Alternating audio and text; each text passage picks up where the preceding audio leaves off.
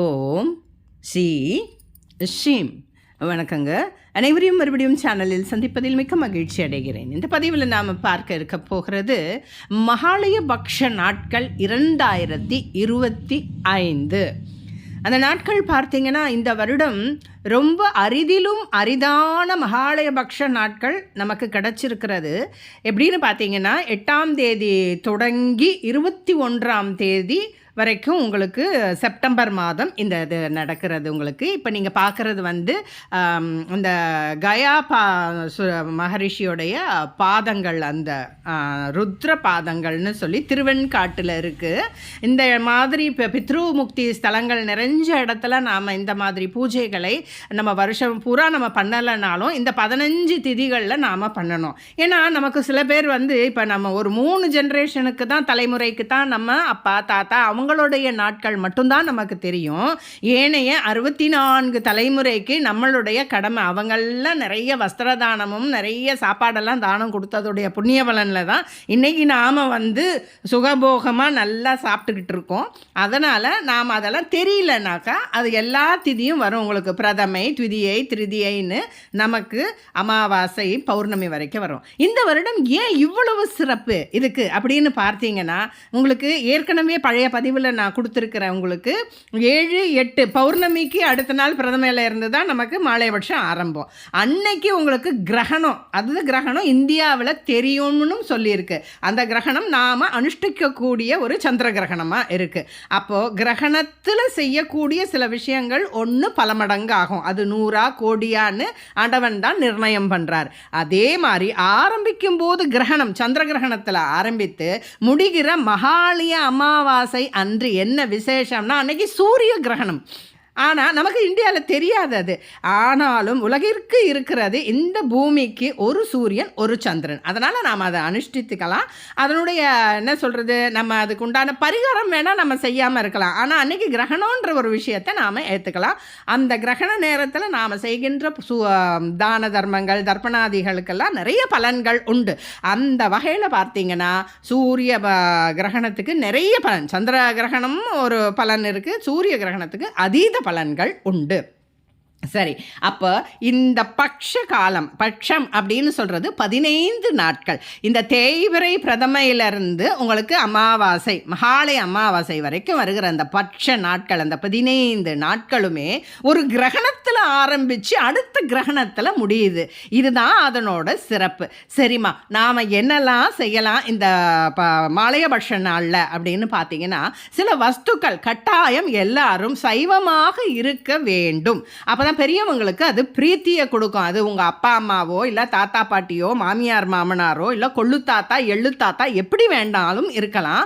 அவங்க அந்த ஒரு சின்ன எள் நீருக்காக காத்து கொண்டிருக்கிறார்கள். நீங்கள் கொடுக்குறதெல்லாம் எங்கேயோ போய் கொடுத்தாலாம் இல்லை, நீங்கள் எங்கே கொடுத்தாலும் அவங்க உடனே அதை வாங்கிக்கக்கூடிய நிலைமையில தான் அவருக்கு பர்மிஷன் உண்டு. யமலோகத்திலேருந்து உங்களுக்கு மேல் லோகத்திலேருந்து அவங்க இந்த 15 நாட்களுமே அவங்க வீட்டு வாசலில் காத்திருக்கிறாங்க. அதனால் தான் அமாவாசை இந்த மாதிரியான நாட்களில் நாம் கோலம் போடக்கூடாது.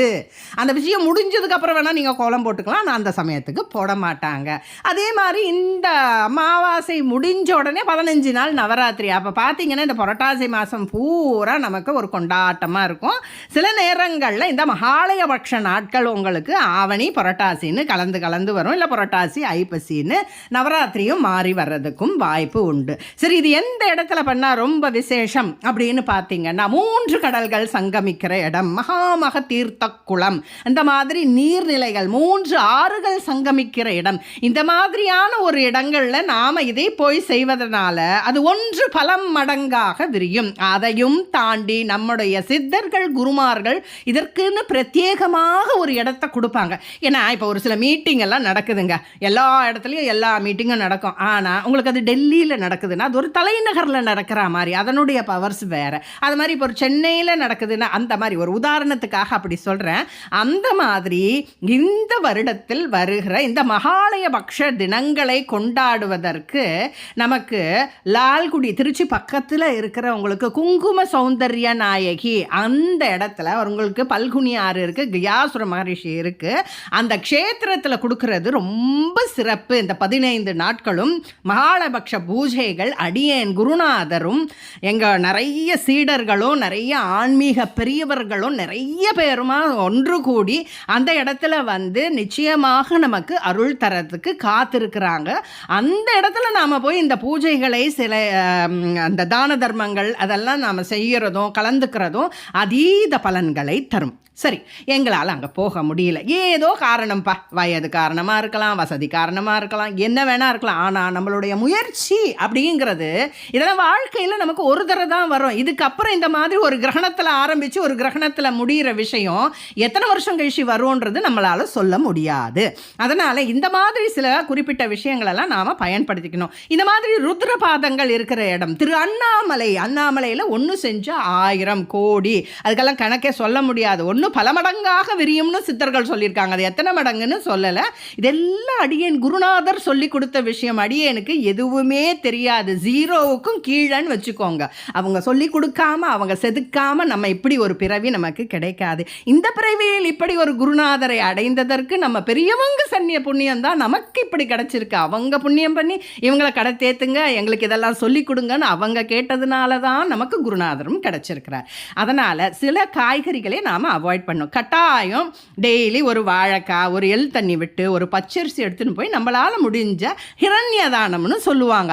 இது பழைய பதிவுகளில் நிறைய கொடுத்துருக்கு உங்களுக்கு. அதுக்கு உண்டான ஒரு கதை கூட இருக்குது. ஒரு மகரிஷி ரொம்ப கோபமாக வந்து 1008 காய்கறிகள் சமைக்கிறது, அந்த கதையெல்லாம் இருக்குது. அது ரொம்ப சுருக்கமாக ஒரு ஒற்றை வரியில் சொல்கிறேன்.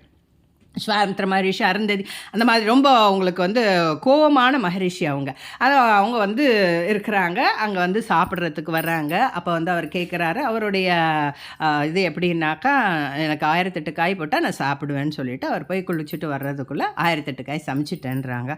அவர் கணவர் பார்க்குறாரு, என்னம்மா எப்படிம்மா உன்னால் முடிஞ்சுது அப்படின்னு பார்த்தாக்கா, அவங்க வந்து இந்த பலா முசுன்னு சொல்கிறோம் இல்லைங்களா, அதுக்கு ஒரு 600 காய், பாகற்காய், பிரண்டை, நாகவல்லி, வஜ்ரவல்லி, காரவல்லி. உங்களுக்கு அந்த வஜ்ரவல்லினாக்கா உங்களுக்கு பிரண்டை, நாகவல்லி, அப்புறம் காரவல்லின்னா உங்களுக்கு பாகற்காய்.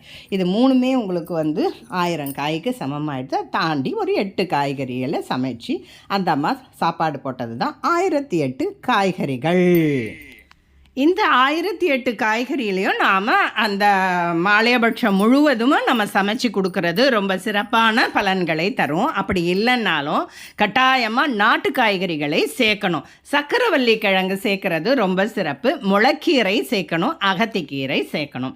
அப்போ நாட்டு காய்கறிகள் அப்படின்னு பார்த்தீங்கன்னா அவரைக்காய், கொத்தவரைக்காய், சேப்பக்கிழங்கு, மற்ற உருளைக்கிழங்கெல்லாம் சேர்க்கக்கூடாதுங்க. அதே மாதிரி இந்த பீன்ஸு, ப்ரொக்கோலி, மஷ்ரூமு, அந்த மாதிரி விஷயங்கள், பீட்ரூட்டு, இதையெல்லாம் நாம் தவிர்க்கிறது ரொம்ப சிறப்பான பலன்களை தரும். அதே மாதிரி பருப்பில் பார்த்தீங்கன்னா பாசி பருப்பு நிறைய இந்த தடவை நாம் இந்த சமையல்களில் நாம் சேர்த்துக்கலாம். சரி, இத்தனை காய்கறிகளையும் முடியலனா கூட நாம் ஒரு பச்சரி சாதம் வடித்து நாம் ஒரு பருப்பு நெய் போட்டுட்டு ஒரு வாழைக்காய் வறுத்து கூட நாம் வைக்கலாம். அந்த அளவுக்கு சுவாமி யாரையும் பலகீனமாக வைக்கல, எல்லாரும் நல்லா சௌகரியமாக தான் இருக்கும்.